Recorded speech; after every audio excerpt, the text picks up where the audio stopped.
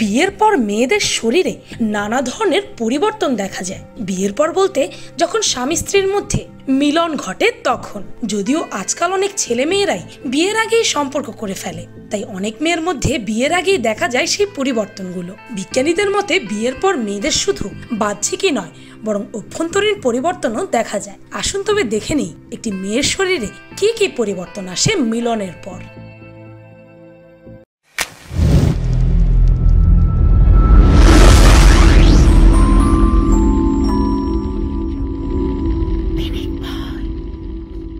অনেকের মতে নিয়মিত সঙ্গমের ফলে ওজন বাড়তে থাকে মেয়েদের, যদিও বিজ্ঞানের মতে একেবারেই তা নয়। বিশেষজ্ঞদের মতে বিয়ের পর অনেকেই মোটা হয়ে যায়, একথা সত্য, কারণ হরমোনাল পরিবর্তনের কারণে এমনটা হয়ে থাকে। বিয়ের পর মেয়েদের শরীর ভারী হয়ে যায়, বিশেষ করে কোমর, থাই, বক্ষদেশ এবং নিতম্বের আকার পরিবর্তন হয়ে যায়। এর একটাই কারণ, শরীরের মধ্যে সেক্স হরমোনের নানা রকম পরিবর্তন। খাওয়া দাওয়ার পরিবর্তনের জন্য অনেকে মোটা হয়ে যায়। এছাড়াও বিয়ের পরে প্রেগন্যান্সির জন্য মেয়েদের শরীরে নানা রকম পরিবর্তন আসে, তার ফলেও মেয়েরা মোটা হয়ে যায়। তাছাড়া বিয়ের পর তাদের স্কিনে এক ধরনের গ্লো দেখা যায়। মেয়েরা যখন সেক্সুয়ালি অ্যাক্টিভ হয়ে যায় তখন তাদের শরীরে এক ধরনের আলাদা ব্লাড সার্কুলেশন বেড়ে যায়, তখন তাদের নিচের অংশে অর্থাৎ কোমরের অংশ মোটা হয়ে যায়।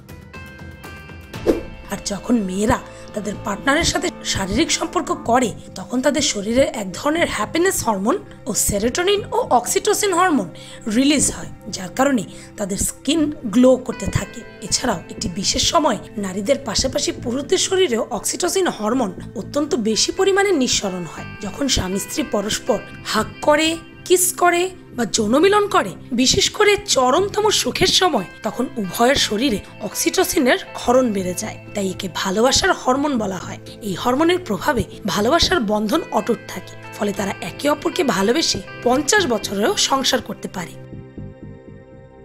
এছাড়া বিয়ের পর মেয়েদের মধ্যে অ্যাস্ট্রোজেন হরমোনের মাত্রা অনেক বেড়ে যায়। এর কারণে মেয়েদের চুল ঘন ও কালো হয়ে যায়। বিয়ের পর মেয়েদের শরীরে অ্যাস্ট্রোজেন হরমোন বাড়ার ফলে তাদের হৃৎপিণ্ড আরো বেশি হেলদি হয়ে যায়। এর সাথে শরীরের ঘ্রাণও তীব্র হয়ে যায়। হরমোন সক্রিয় হওয়ার ফলে এবং স্ট্রেস টেনশন কমে যাওয়ার ফলে মস্তিষ্ক আরো সক্রিয় ও সুস্থ হয়ে ওঠে। মাসিক চক্রের কোনো পরিবর্তন হয় না, কিন্তু সক্রিয় হরমোনের কারণে এটি বিলম্বিত বা আগে হতে পারে। বিয়ের পর অনেক সময় নারীদের পিম্পলের সমস্যা শুরু হয়, এটি হরমোনের পরিবর্তনের কারণে হয়ে থাকে। এর পাশাপাশি অনেক নারী গর্ভধারণ রোধ করতে জন্ম নিয়ন্ত্রণ পিল খান, যার ফলেও ব্রণ হতে পারে। তাছাড়া তাদের কোমর চওড়া হওয়ার কারণে বাচ্চা জন্ম দিতে সুবিধা হয়।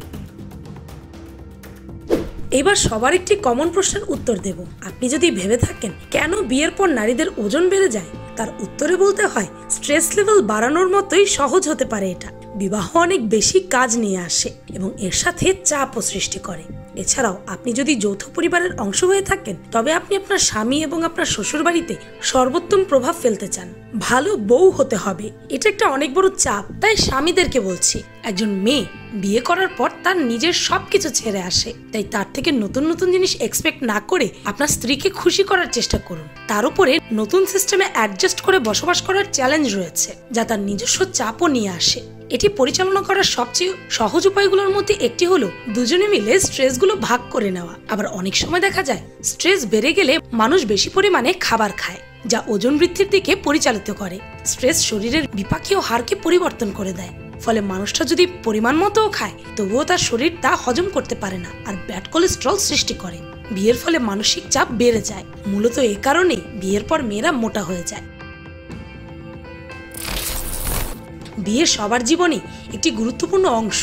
এর উপর ভিত্তি করে অনেক কিছুই বলা যায়। জীবনসঙ্গী ভালো হলে দেখবেন অনেক মেয়ের জীবনটাই সুন্দর হয়ে যায়, তারা বিয়ের পর সুন্দর হয়ে যায়। আবার জীবনসঙ্গী খারাপ হলে সুন্দর জীবনও ধ্বংস হয়ে যায়। তাই বিয়ে করার আগে একবার না 100 বার ভাবা উচিত, বিশেষ করে মেয়েদের, কারণ ছেলেদের তো আর সবকিছু ছেড়ে যেতে হয় না।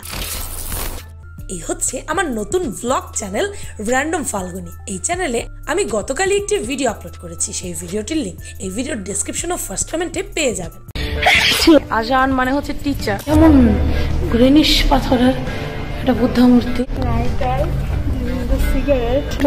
এই যে জামা কাপড়গুলো দেখতে পাচ্ছেন, এগুলো সব মানুষ দিয়ে গেছে, কারণ তাদের মানত পূরণ হয়েছে। বন্ধ যেখানে প্রার্থনা করতেছে। থাইল্যান্ডের মানুষদের সাথে থাই ভাষায় কথা বলা। আপনাও না এদিকে, ওই দেখেন এটা কি ইলিশ মাছ। मैडम बोलती कोक रखो इधर नहीं खाने का, इधर मछली को खिलाने का। Only for shooting purpose. Tsunami of fishes.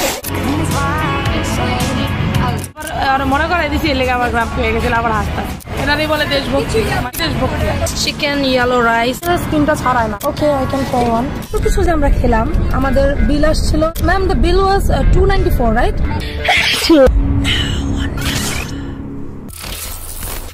ভিডিওটি ভালো লাগলে আপনার ফ্রেন্ডস এন্ড ফ্যামিলির সাথে শেয়ার করতে পারেন আর পিনিক ভাই চ্যানেলকে সাবস্ক্রাইব করে বেল আইকনে অল নোটিফিকেশনস অন করতে ভুলবেন না জানো। আমি ফাল্গুনি, আজকের মতো পর্যন্তই, দেখা হচ্ছে পরের ভিডিওতে।